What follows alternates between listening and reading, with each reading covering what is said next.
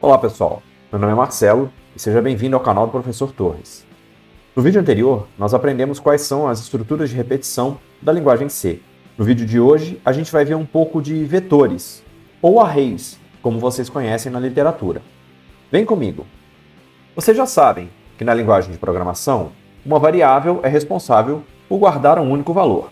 Uma variável do tipo inteiro, por exemplo, ela é responsável por guardar apenas um valor inteiro dentro dela. É um espaço na memória capaz de armazenar um único valor dentro dela. Se você já tem um valor armazenado e atribui outro valor à variável, aquele valor que existia anteriormente simplesmente vai ser sobrescrito e deixa de existir. Um vetor é uma variável capaz de armazenar mais de um valor do mesmo tipo ao mesmo tempo. Então, ter um vetor de números inteiros permite que a gente armazene vários números inteiros dentro de uma mesma posição de memória ao mesmo tempo. Então eu poderia ter aqui, por exemplo, como que se declara um vetor, um vetor de números inteiros, eu vou chamar de vetor, e eu preciso definir um tamanho para esse vetor. Então aqui no caso, eu vou colocar um vetor de 10 posições. E fazendo assim, vetor de 10 posições. Fazendo assim, a gente está dizendo que nessa variável vetor, eu consigo armazenar 10 números inteiros simultaneamente, 10 números inteiros ao mesmo tempo. Nesse momento, é como se a gente dissesse que a variável vetor ela possui 10 gavetas e que cada gaveta é capaz de armazenar um número inteiro diferente do outro ou igual ao outro, isso tanto faz. Mas ela tem a capacidade de armazenar 10 números inteiros ao mesmo tempo no mesmo espaço de memória. Agora, olha que interessante. Quando a gente armazena mais de um valor ao mesmo tempo na mesma variável, como que a gente consegue identificar, como que eu vou recuperar esse valor armazenado dentro daquela variável, se eu tenho várias posições? Então eu preparei aqui um exemplo do nosso vetor de 10 posições preenchidos com 10 números inteiros de forma aleatória. Então, a primeira posição está preenchida com o número 4, a segunda com o número 7, a terceira com o número 9 e assim por diante. Quando nós temos uma variável de 10 posições, cada posição, cada espaço dentro dessa variável vai ser identificado por um termo que a gente vai chamar de índice. Então, o índice é o que define em qual posição o nosso número inteiro está armazenado. Na linguagem C, a primeira posição da variável, a primeira posição de um vetor, ela é índice 0. Então, a nossa contagem de índice, a nossa contagem de index, que é um termo que vocês vão ouvir muito, a nossa contagem de índice na linguagem C começa em 0, o que significa dizer que a primeira posição do meu vetor é a posição 0. O que ela vai armazenar ali dentro vai depender do tipo de dados que você declarou para a sua variável. Se a sua variável é inteira, ela vai armazenar números inteiros. Se a sua variável é letra, ela vai armazenar letras. É muito importante a gente saber que o índice da linguagem C começa em 0, porque nós temos que buscar depois esses valores dentro do nosso vetor e o nosso vetor ele vai da posição 0 até a posição 9, neste vetor nosso que tem 10 posições. A primeira posição é sempre 0 e a última posição é sempre tamanho menos 1. Então aqui a gente vai ter o tamanho menos 1. Se o seu vetor tem 50 posições, a última posição vai ser a posição 49. Se o seu vetor tem 200 posições, a última posição vai ser a posição 199. A primeira posição é sempre 0 e a última posição é sempre tamanho menos 1. Isso é tudo que você precisa saber, por enquanto, de vetores. O vetor ele tem uma outra particularidade também, que eu consigo atribuir valores diretamente para ele em uma única linha.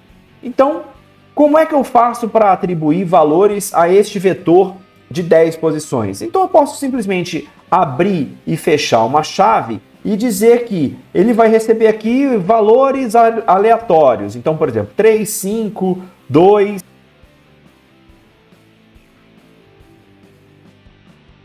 colocamos 10 valores no único comando, dentro do nosso vetor de 10 posições. Fazendo isso, nós estamos inicializando cada uma das posições do nosso vetor. Mas eu também poderia atribuir valores a cada posição individualmente do meu vetor, simplesmente me referindo a ela. Então, eu poderia dizer, por exemplo, que o vetor na posição 3 vai receber o valor 190. Então, o vetor na posição 3 recebe 190. Qual é a posição 3? Bom, nós temos aqui a posição 0, posição 1, posição 2. A posição 3 seria essa. Então, ele trocaria o nosso número 1 pelo número 190. Eu posso me referir individualmente a cada posição do vetor, ou eu posso simplesmente atribuir já valores diretamente usando esse formato. Poderia aqui só mais um exemplo para ilustrar. Posso dizer que vetor da posição 0, que é a primeira posição, recebe o valor 0. Então, o vetor da posição 0 está recebendo o valor 0. Ele substituiria esse 3 por um 0. Uma das melhores maneiras da gente trabalhar com vetor é utilizar uma estrutura que modifique o índice do meu vetor automaticamente. Já que ele começa em 0 e eu sei qual é a última posição, então ele começa em 0 e ele vai até tamanho menos 1, eu posso utilizar uma estrutura de repetição do tipo for para percorrer o meu vetor da primeira até a última posição. Então, ok, vamos fazer isso aqui. Vamos zerar o nosso vetor, vamos atribuir números 0 para o nosso vetor utilizando uma estrutura de repetição. Então, eu vou fazer aqui a declaração do meu contador, int i, é o meu contador. Se você não lembra exatamente como que é o comando for, assiste o vídeo anterior. No vídeo anterior eu explico um pouco sobre o comando, dá aquela reforçada no conceito. Vamos lá. For i começando em 0, porque é a primeira posição do meu vetor. Então, o meu vetor, ele vai sempre começar na posição 0. Então, já vou dizer que o meu contador vai começar na posição 0. O meu i, ele tem que ser menor que o tamanho do meu vetor. No caso, o meu vetor tem tamanho 10. E ele vai aumentar de 1 em 1. Por que ele tem que ser menor? Então, ele vai fazer essa execução, enquanto o i valendo 9, ele vai fazer? Vai fazer, porque 9 é menor do que 10. Quando o i for igual a 10, quando o i igualar o valor a 10, ele já não vai fazer mais, porque a condição é menor do que 10. E aí, ele vai percorrer o vetor da primeira até a última posição. Então, vamos zerar o vetor. E aí eu vou dizer que o meu vetor, na posição i, vai receber 0. Olha só, então eu posso utilizar uma variável como índice do vetor? Pode. Nesse caso eu estou utilizando o contador do for, o i, para me referenciar a cada uma das posições do vetor. Então, com 3 linhas de código, se a gente considerar o abre e fecha chave, com 3 linhas de código, a gente consegue zerar todas as posições do vetor. Ah, mas eu poderia colocar aqui 10 números 0 dentro do abre e fecha chave, lá na linha 7 desse código? Poderia. Agora, imagina que o seu vetor tem 4.500 posições. Como que você faria para zerar num abre e fecha chave como esse, um vetor de 4.500 posições? Então, para isso existem as estruturas de repetição. Você tem que repetir este comando um número de vezes limitado. Então, eu sei exatamente quantas vezes eu tenho que repetir esse comando. No nosso caso, 10. E eu já vou aproveitar aqui e deixar uma dica. Para eu não ter que ficar digitando 10, 10, 10, toda vez que eu quiser me referir ao tamanho do meu vetor, eu vou criar uma variável, mas na verdade eu vou criar uma constante que vai definir o tamanho do meu vetor. Então, lá no vídeo 1 ou no vídeo 2, eu não lembro exatamente em qual deles, existe eu falo para vocês, né, sobre a definição de constantes, sobre as definições das variáveis que não mudam de valor. Né? Quando eu me refiro a variável, eu estou me referindo à posição de memória. Posições de memória que não mudam de valor. Então eu vou definir aqui, define, eu vou chamar de tamanho, tam, e esse é o tamanho do meu vetor. Então eu disse aqui que ele tem 10 posições. Onde eu quiser me referir agora ao tamanho do vetor, eu uso a minha constante tam, de tamanho, e observem, tanto no for quanto na definição do vetor, eu agora estou utilizando a constante 10. Posso escrever o meu código inteiro e...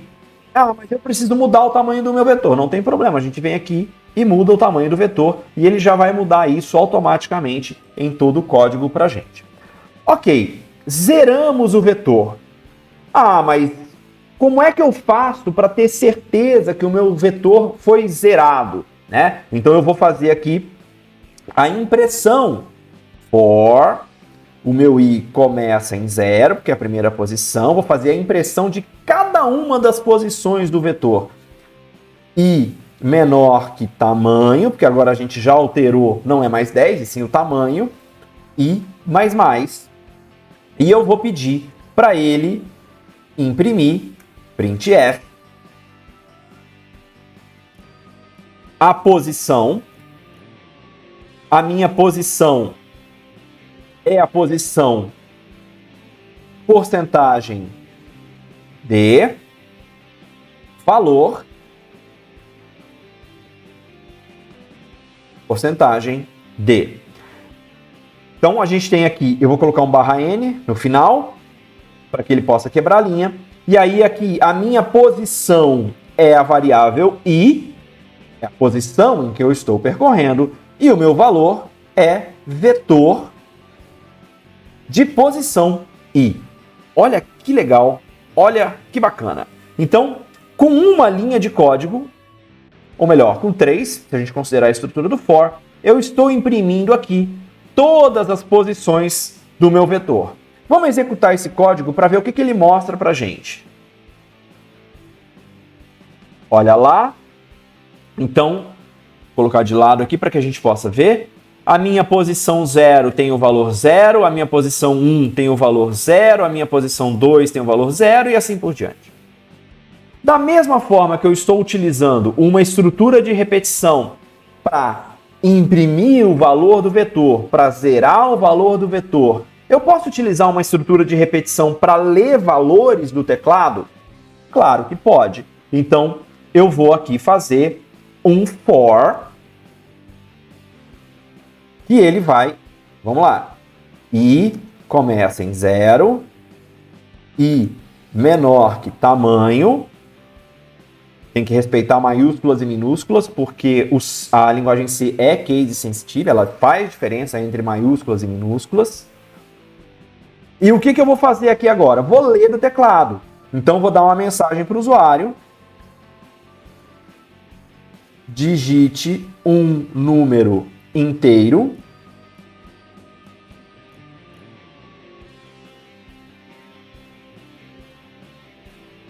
Vou fazer... Lembrem-se sempre de limpar o buffer de teclado.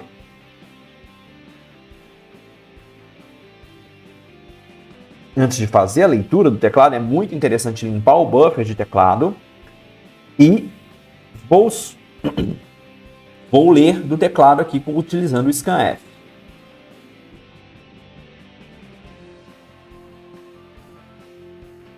É um número inteiro. Isso vai ser guardado no vetor de posição i. Olha, aqui interessante, aqui a gente está utilizando, né? Estou informando qual é a minha variável e qual é a minha posição.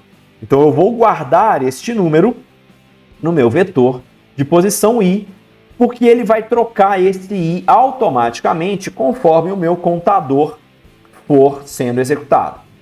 Para a gente poder verificar que isso realmente foi impresso, né, que foi modificado, então eu vou copiar este meu for, onde eu estou imprimindo o vetor, e vou colocar aqui embaixo para que ele faça a impressão antes e depois do nosso vetor. Vou colocar um /n aqui só para ele quebrar da última leitura do teclado. Então ele vai imprimir o nosso vetor zerado, eu vou ler 10 números inteiros do teclado e ele vai imprimir para mim os 10 números lidos do teclado. Vamos executar o código então?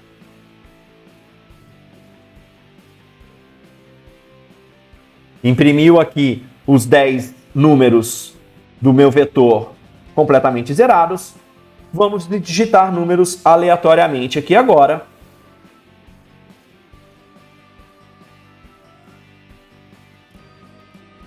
E pronto. Ele imprimiu para a gente as 10 posições lidas do teclado. Então, lemos um vetor e lemos cada uma das posições do vetor de forma individual, de forma repetida, utilizando a estrutura de repetição. Então, essa estrutura de repetição que a gente aprende na lógica de programação, ela serve para isso. Você quer repetir uma determinada ação um número definido de vezes, é o for que a gente usa. Para você consultar mais sobre estrutura de repetição, consulta o vídeo anterior. No vídeo anterior eu falo sobre bem mais detalhes da estrutura de repetição. E desta forma, nós temos uma variável que é capaz de armazenar mais de um valor ao mesmo tempo. Esse vídeo já está ficando num tamanho legal e eu vou parar por aqui para a gente não misturar os assuntos.